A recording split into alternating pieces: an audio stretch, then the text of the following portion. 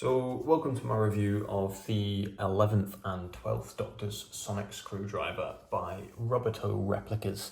Now, this is the V1 edition, the first generation of 11th Doctor Sonic Screwdriver that Nick Rubbertoe made after the QMX Sonics that he did. There's obviously been a later release, which is the 11th Doctor Sonic Screwdriver based off of the Series 5 Sonics, but this one is based off of the Series 7. And 8 sonic screwdrivers used by Matt Smith and Peter Capaldi.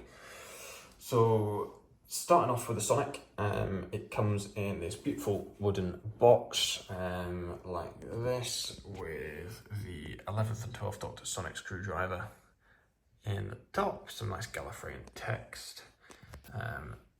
Opens up to reveal a foam compartment with more Gallifreyan texts to hold the Sonic nice and securely. Also comes with this fantastic display stand signed by Nick Rubbertoe and a numbered edition. As you can see, mine is the 236th Sonic Screwdriver made out of this run of 250. So one of the last Sonics that Nick made for this run, which is quite cool. So moving on to the Sonic Screwdriver itself, it is a beautiful, beautiful thing, that's for sure. It's completely metal, so aluminium, copper, brass, and then the resin sections being the handle and obviously the resin emitter. So yeah, let's start at one end and move to the other. So we'll start at the bottom.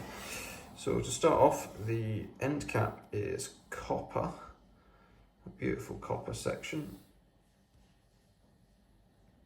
like so. Now this is the solid end cap, so it doesn't feature the red button like the Series 5 Sonics did, and Nick's new and latest run does.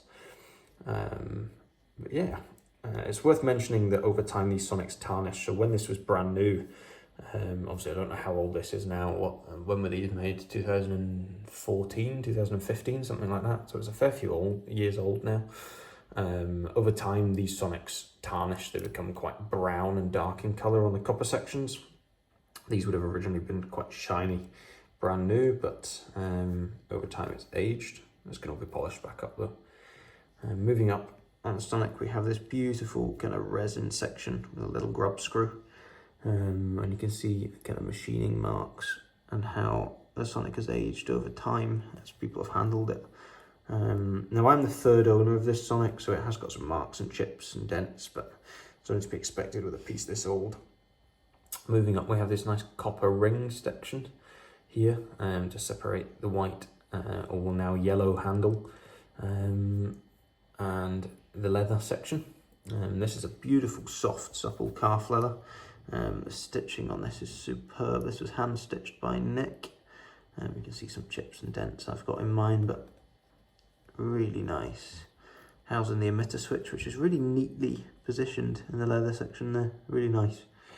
Very comfortable to hold. This is where you activate the Sonic from. Again, this nice beautiful copper section moving up to the center cage. Now I don't have any gaps at all in mine. I don't know if this is because this is a later edition or it was sent back. I know Nick did an upgrade service of these where you could send it back and have the wider copper struts put in.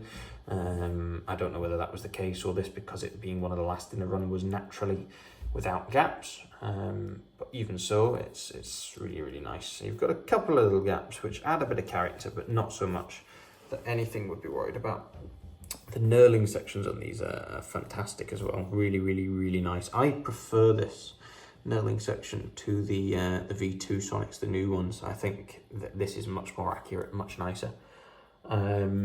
The claws are fantastic. Really nice and tight. They're strong. They don't wiggle around. They don't move. I know some people have had trouble with theirs and said they're quite loose and weak. I don't have that issue. I never have done with this Sonic. I think mine's nice and tight. They're really tight around the emitter. You can see the little screws holding it all in place. Really, really nice. The emitter, I was really lucky, and I got a lot of swirl in my emitter, and it's really glassy at the top. Really, really nice. we can extend the Sonic. Now you can do this with a flick of your wrist like Matt Smith, although I probably wouldn't recommend it with a collectible like this. So slightly sliding up the copper section, the aluminium section, sorry, reveals the inner cores and the brass rings. So I was really lucky again with my cores of how nice a swirl I got in these. Really, really beautiful. Showing off that copper ring inside as well. The swirls continue all the way up to the upper section as well. Really nice.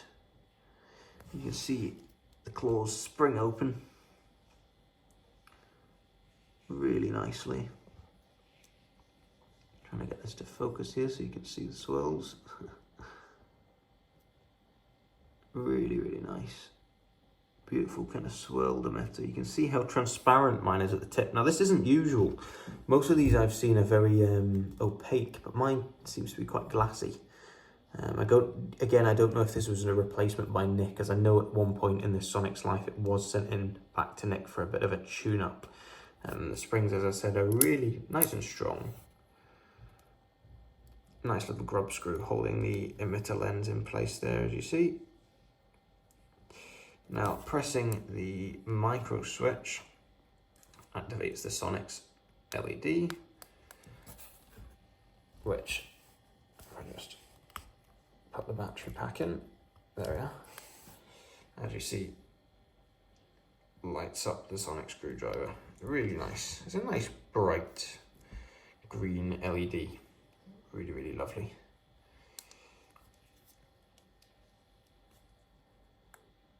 Really nice. And again, closing the claws and sliding the Sonic shut.